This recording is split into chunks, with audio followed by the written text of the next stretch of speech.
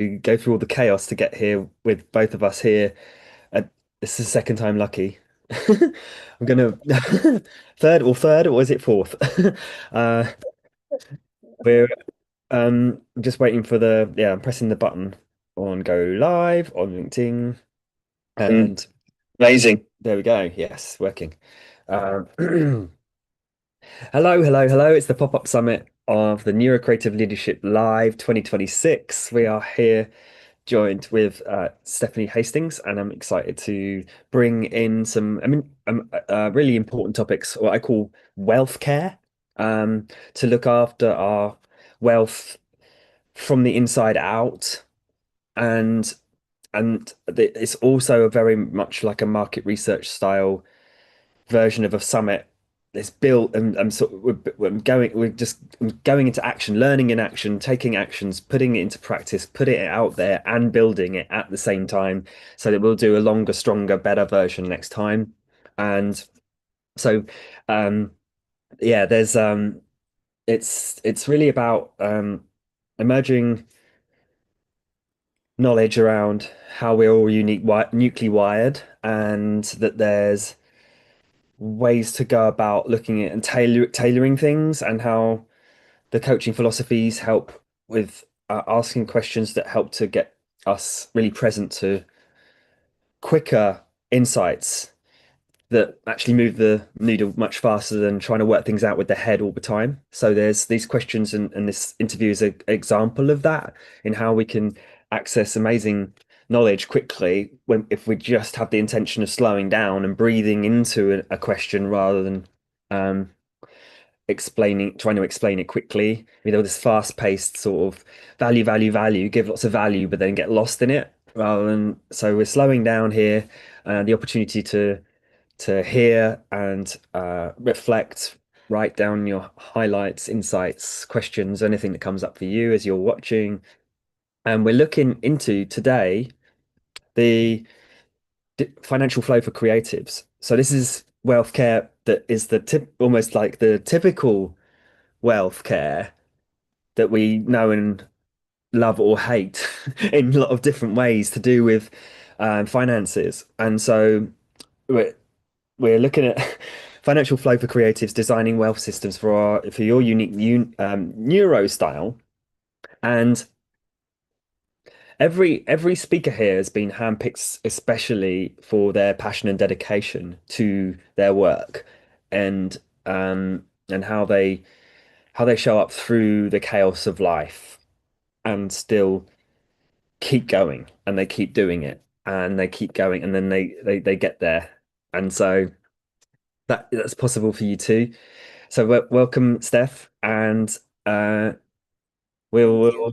start off with a question um, around what if there was a favorite topic in life that is your go-to glue with passion and purpose that keeps you going in who you are and what you do. What would that be? Oh, that's a good one. I love this one. Um, and anyone who knows me knows that it is a three-letter word, joy. Joy. For me, doing what I do and the passion for working with entrepreneurs and women-owned businesses, especially in a service-based area, but all walks of life. If you're in the entrepreneurial walk, my thing is joy. So do that for the joy of it. Do that for the passion of it. And whatever you do as you get that money, be joyful about it. How is that money helping you, helping your family, serving your community? Where is the joy in every dollar, every minute, in the creation of that dollar, in the spending of that dollar? Where is your joy? Because here's the thing that we all really need to understand: time is limited, and quality of life is where really the meat's at, right? So you've got to have that joy. So for me, that's where it is. Amazing, love it. And within that space of recognizing that, where did you find in your journey that was most important for you, and how you realized that working with finances and noticing where you that where that what was that joy moment that you realized that would help you to do this work? Initially, how funny, it was the fact that I was doing, the behind the scenes bookkeeping and taxes and filling out the forms and things like that for family and friends because I was good at it. I was knowledgeable about it. And when I realized, wait a second, not everybody knows how to do this, and most of the people doing this aren't very happy, and they're in fact anxious and fearful. And so when I realized I could do something so simple and give them that peace that gives them back their joy, I was like, wait a second, I can do this. So it felt empowering. It really did, to be able to help someone, really truly help someone with something that I felt was so simple that they felt was so tedious and hardcore, just provided them such fear and a level of chaos. So I stepped in and it was amazing. That's lovely to hear. I really resonate. What I'm hearing there is we do our thing well and take the pressure off the things that we don't do so well when that's happening. There's joy in the process of all of work in general. And so it doesn't have to be hard. It's that thing of what it's part of my holistic fitness approach or pillar in neurocreative leadership, which is the stealth care of the wealth care. There's healthcare, inner resources, wealth care, external resources, including finances, but also people, places, faces, spaces, and then the stealth care targeting, and that targeting being who can help, not how do I do it as well. There's often a thing to find the person that can work well with those things so that it is targeted. We're not getting advice from people that haven't done it or have done it, you know? And so thank you for sharing that. And importantly, when we're talking about wealth care, especially, it has to be someone that you can resonate with and be open with, because when you're talking about your finances, that's a sticky subject for many people, and they don't want to be transparent about it, right? They have some shame and embarrassment about it. So when you find the right person that you can resonate with, you're honest, and that honesty allows you get to that clarity, and that's key. That's so key. Love it, love it, love it. So now we've got some more. They're quick fire questions in terms of answers, but they're slow fire in terms of dropping in and listening to what you really believe in here, Steph. So the first one is um honoring your own uniqueness, your unique wiring, or whatever, however someone describes themselves, because we're again from the neurodiversity space, it's some people may recognize themselves as neurodivergent or thinking differently or outside of the box or not fitting into society or whatever it may be, or there's this. So how you perceive your uniqueness and your nervous system, the way it works, and your how you manage yourself. What's the one go-to self-care technique that helps you um, move through the day and life that really helps you? For me, I need just a little bit of me time just to sit back and reflect. I do have a journal. I don't typically use it like everybody else, that the gurus say, do this in this order, this. It's just me just taking some thoughts and sort of getting them out of my head and reorganizing some things. And seriously, every now and then I find, like, is there a new thought that makes me laugh or giggle? And then I write that down. Like, what's the happiest thing, the thing that made me smile, and I write that down. And then I try to remember, often, is just be in a place of gratitude. So when I have these moments where I need to do some self-care, it's often that, taking a walk. And for me, it looks a little bit like, do I have the time to eat a healthy snack, to make something for myself? What can I do by myself? Like, is there a book that I can read? Is there a walk that I can take? Is there something that I can write down that's going to make me smile? And that's my initial go-to. Love it. Thanks for sharing. The second focus is I'm going to say five different powers that we have as humans as words and see how they land for you and which one is most prominent in your life that you know that helps you along the way all the time at this current time in your life with the challenges you have to grow as well. So the one that really is prominent that goes, oh, I I really want and use that to grow every day at this time in your life. Which one So resonates the most? Got it. yeah, yeah. Yeah. So first one is empathy. Second one is curiosity. Mhm. The third one is creativity. The fourth one is navigation. And we mean what's truly important here. So all the things that we do keep staying on the same path for what we truly desire. And the fifth one is activation to take actions in alignment with all of those processes to make sure that we're in action. Which one of those is your is landing for you that helps you at this time or is going to help you stay on target with what you want to create? I believe it's curiosity. And I say that because for not only myself, but for anybody who I work with who wants to work with me, it's just staying open to what could be and the possibility and just curious, like, what would this look like if? What would this look like when?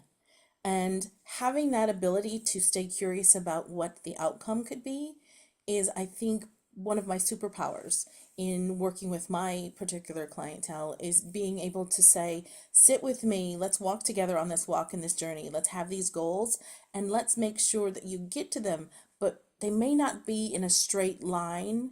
A, B to C. It may be a little wavy line, but it'll get you right there, right on your time schedule. And I think that's what curiosity to me um, really brings. Brilliant. Excellent, excellent.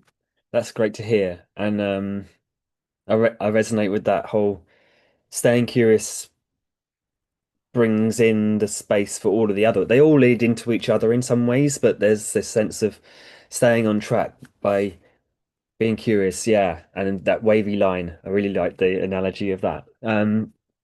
Then there's ideas of this uh neuro-creative leadership being the creativity and the leadership piece. They're both complementary, but also different opposing kind of forces. One is open and curious and creative with our time and space and ideas. And the other one is bringing it together to make something happen that's really specific. The leadership is to structure it and define it and make it logical so that it's actually something, so going from this creative chaos space an imaginative space that's just open and possibility to making that possibility happen in real life by defining it. And so those are the two elements. When you hear that back, what's resonating with you in how you function, how you bring your own creative leadership into play every day? Yeah, so definitely that leadership first and then that creativity because people are counting on me to have the solutions for their problem, and it's not for me to come at a space where perhaps it's to come at them with this for you in this situation will work. Now how do we get there? That's where we have that little bit of flow and give. So they're looking for my leadership in that knowledge and that how to stay accountable and to implement all of those things, and then that curiosity and how that's going to work and flow for their specific situation and get them to their end goal. And I treasure the fact that they give me that trust because that is key. So when you know that your professional and your person that you're working with is really got your back, that end goal gets closer. I mean, right now it looks like a faraway target, but when you're working with the right person, that target is moments away, not months away. Amazing. I love that. It's really, yeah, you've enlightened me on a thought that I've actually declared for myself this year, which is this idea of leadership first. Wake up and define the day, then take actions, and then leave the space to be creative within that space. And because I'd always done it the other way round, and which had served me in the past to develop my skills in the first place, to go, what am I actually going to do first? But I was, my tap was on all day and not necessarily flowing in one direction or enough of onto one thing to make it one come up. So I loved what you shared there, because that's a really key piece to really to realize that that again, that will help a lot of creatives working with people that define first, then create, or create and then define. For a lot of creative minds do that. They do that, and that's okay to find a working team or working It's relationship. right? It's very fluid. Like I said, that wavy line is because when you're working with the right person, you can be very creative and you're working with someone with a really firm leadership skill, and that's going to benefit you because you're going to say, this is where I stand on this, this is where I am right now, this is where I want to be. And that person with that leadership skill is going to say, perfect, that's a beautiful place to be. Let me work with you. Let me stand beside you. Let me work to draft that blueprint and then help you implement that, because that is key to finding the right to ebb to your flow, right? That is very, very, just like, that speaks to me. That really speaks to me. Amazing. That's so cool. So we're providing taster ideas here for now. We're going to go into a longer talk in May around this. So this is kind of like research style. Let's see what sticks by talking about these ideas. Um, and so just to round it up for now, there's a couple of things to talk about, but the the idea of based on what you've shared just now, your unique value and gifts in the world, your strengths and your skills that create the best results. When you are present to that, Steph, what do you say that is, um, and what you're bringing with your work? So for me personally, I always feel,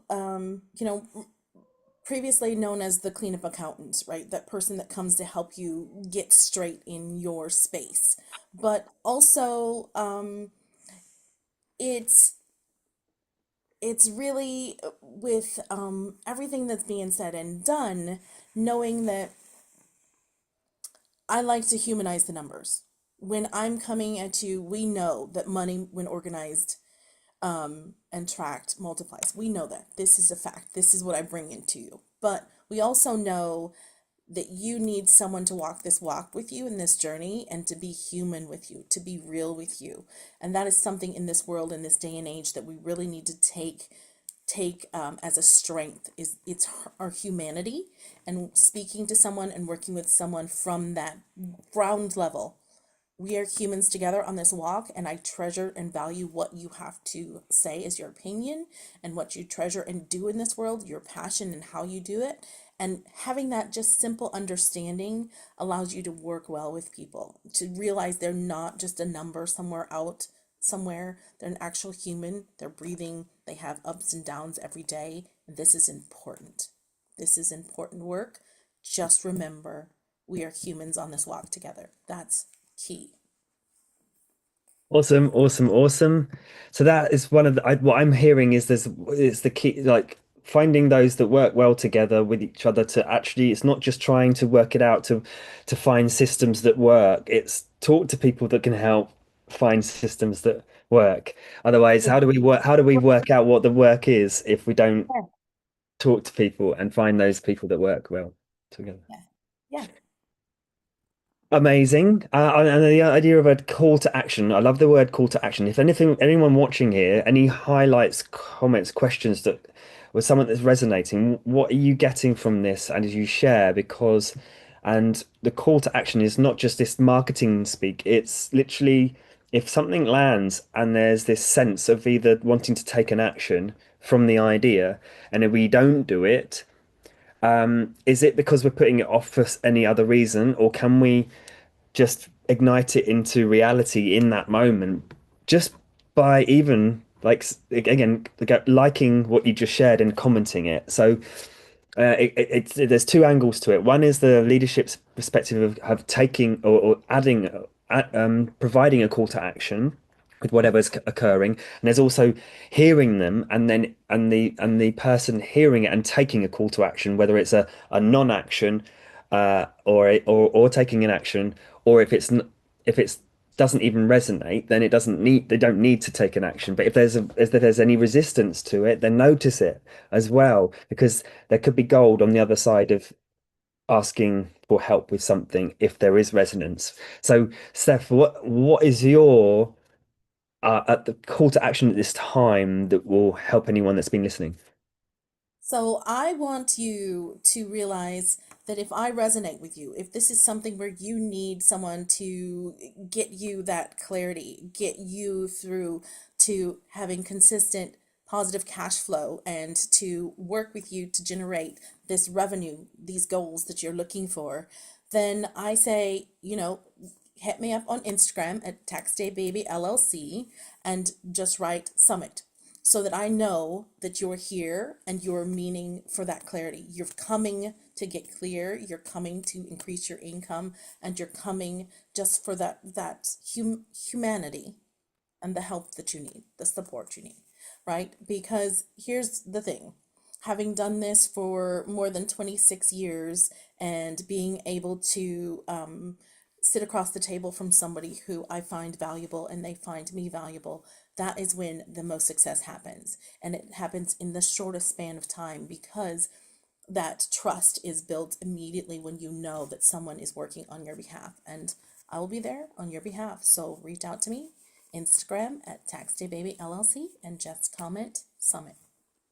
Amazing. Thank you so much, Steph. I'll but you as part of the whole summit, there's a registration page for checking out getting all of the interviews, all the awesome interviews, all in one place. And within that, there'll be the speakers and their offers or ways in which to get in contact. And so that'll all be there, set up by the start of next week.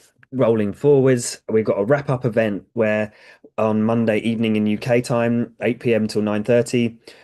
We are having a discussion, a celebration of all of these pop-up lives. Surprise, you've been watching a summit, and we're having some fun and games and celebrations on that time, which then signifies the release and launch of the full set of interviews to watch over the next 10 to 14 days after that. So, um, please sign up to because everyone here that's, as I say, everyone's been handpicked for their golden work in the world that they're so passionate about, and it's incredible to and it's an honor to bring everyone together and see this unfold in this way.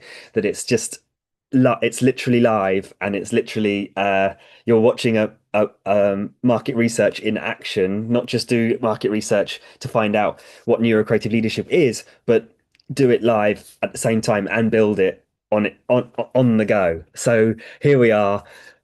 Thank you so much for watching, and well done, Stephanie Hastings. It's been great to connect again, and we'll be in touch. Was there anything else I want to say? Highlights, comments, shares, and when you share, you care, and uh, when you dare, you flare. Well, yes. So just remember that if you bring joy to every dollar will bring you joy. Remember that. No, most notably, when money is organized and tracked, it multiplies. And reach out to me because this is something that I'm offering to this summit is that clarity conversation, that call. and just see where you're at. See whether we resonate and we fit well together, and see what your situation is and how we can bring that forward. And most importantly, this is key. Whether you and I work together or not, it's okay. I want you to have the right questions to ask the tax professional, business professional, accounting professional that works well with you. So it's knowledge that is put in action is powerful. Yeah, amazing, amazing. And the very last piece that I've got from that is this strategic planning thinking side that you bring, Steph. And what I'm getting from this is a sense of exploring wealth care piece further.